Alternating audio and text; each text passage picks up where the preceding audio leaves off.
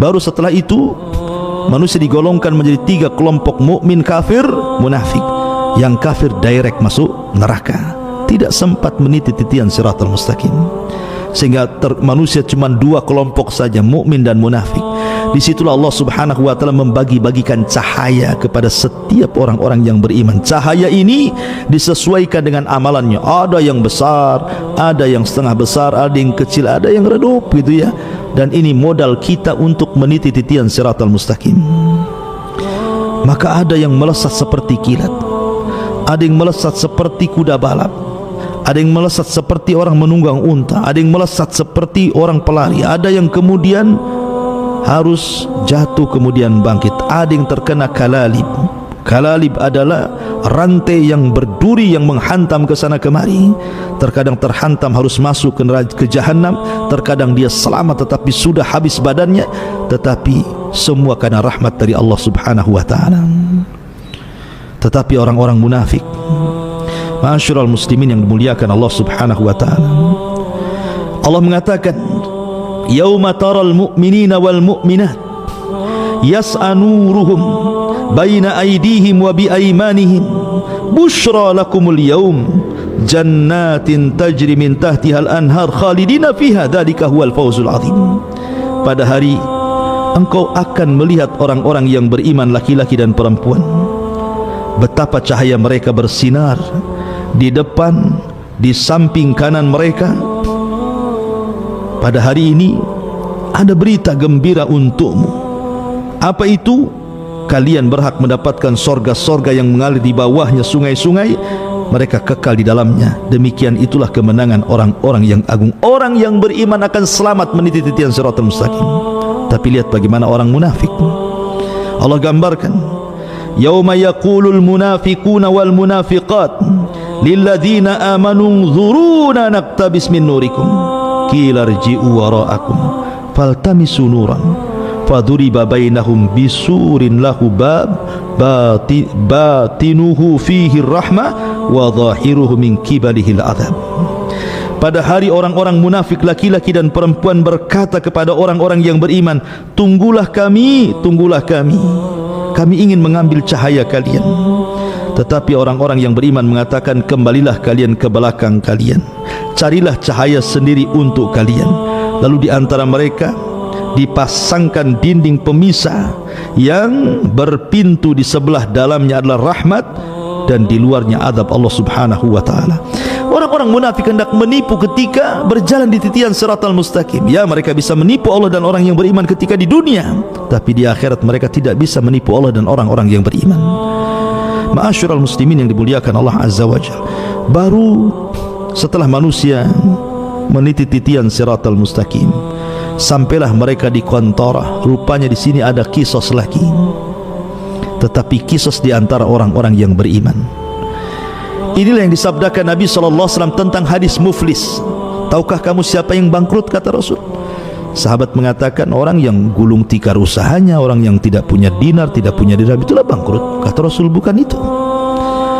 Tetapi orang yang bangkrut, man ata yaumal qiyamah bi salatin wa sadaqatin wa siyamin wa hajjin wa ibadatin. Orang yang datang pada hari kiamat membawa pahala solat, pahala haji, pahala puasa, pahala sedekah dan banyak pahala ibadah, tapi di satu sisi dia mendolimi si fulan, mencaci maki si fulan, membunuh si fulan, mengini si fulan, mengitu si fulan.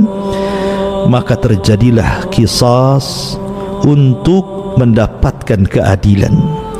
Dulu kamu mendolimi saya, ya, mana pahalamu?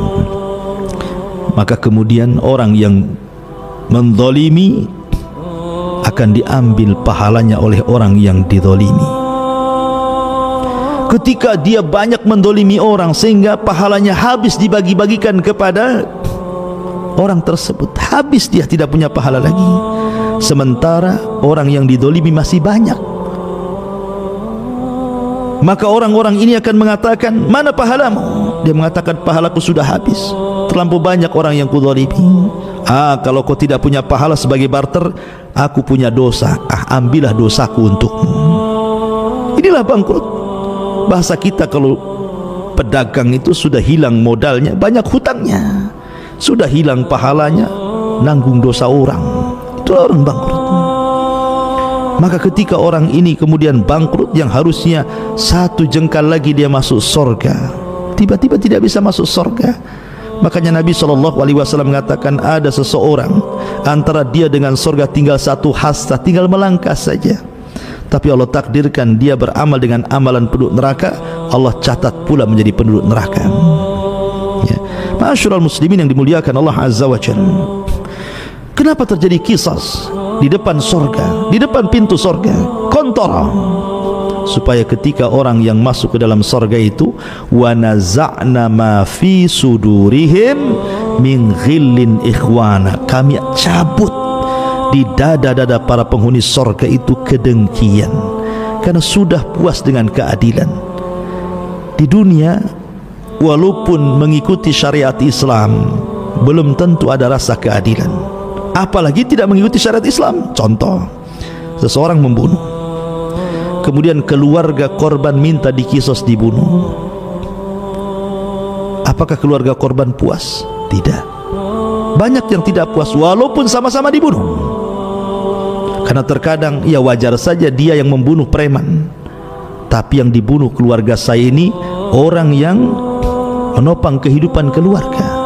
Tanpa dia siapa yang memberi makan kami? Walaupun sudah sama-sama dibunuh, kisos nih, keadilan belum ada. Ya, itu yang ikut syariat Islam kan, secara hati itu kayaknya kurang puas. Tetapi di akhirat diulang lagi kisos itu. Ya, di dunia sudah kisos, diulang lagi. Supaya apa? Supaya hati-hati kedengkian, kebencian, dendam itu hilang semuanya, sehingga masuk surga betul-betul menjadi satu hati. Tidak ada dengki, tidak ada hasad, tidak ada dendam, tidak ada emosi. Karena di surga itu semua salam, semua salam, semua selamat. Selamat lisannya, selamat hatinya, selamat perbuatannya, semua selamat. Makanya disebut Darussalam. Ya, Darussalam. Fisik manusia selamat, tidak kencing, tidak berak, tidak meludah, tidak ada dahak, tidak bau. Perempuannya tidak haid, tidak ada nifas. Mereka makan, minum, dikeluarkan dengan keringatnya. Semua selamat, selamat fisiknya, selamat akhlaknya, selamat lisannya, selamat matanya, selamat, semua selamat. Itulah surga. Dari sini menunjukkan bahwa inilah diantara tartib peristiwa-peristiwa yang akan berlaku setelah kematian. Mudah-mudahan menjadi ibrah bagi kita semuanya.